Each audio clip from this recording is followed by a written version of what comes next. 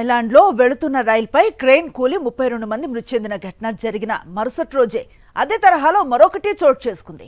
Bangkok దగ్గరలో నిర్మాణంలో ఉన్న ఎలివేటెడ్ ఎక్స్‌ప్రెస్ వే రోడ్డుపై నుంచి క్రేన్ ఉన్నట్లుండి కుప్పకూలిపోయింది. కింద వెళుతున్న వాహనాలపై విరుచుకుపడింది. ఘటనలో ఇద్దరు అక్కడికక్కడే మృతి చెందగా పలువురు గాయపడ్డారు. థాయిలాండ్లో మరో దురదృష్టకర ఘటన జరిగిందని ఆ దేశ రవాణా శాఖ మంత్రి రచకిత్ ప్రకమ్ విచారాన్ని వ్యక్తం చేశారు.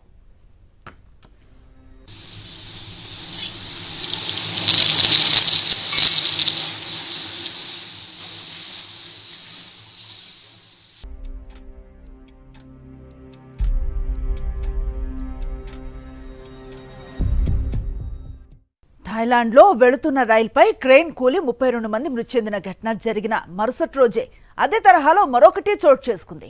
బ్యాంకాక్ దగ్గరలో నిర్మాణంలో ఉన్న ఎలివేటెడ్ ఎక్స్‌ప్రెస్ వే రోడ్డుపై నుంచి క్రేన్ ఉన్నట్లుండి కుప్పకూలిపోయింది. కింద వెళుతున్న వాహనాలపై విరుచుకుపడింది. ఘటనలో ఇద్దరు అక్కడికక్కడే మృతి చెందగా పలువురు గాయపడ్డారు. థాయిలాండ్లో మరో దురదృష్టకర ఘటన జరిగిందని ఆ దేశ రవాణా శాఖ మంత్రి రచకిత్ ప్రకమ్ విచారాన్ని వ్యక్తం చేశారు.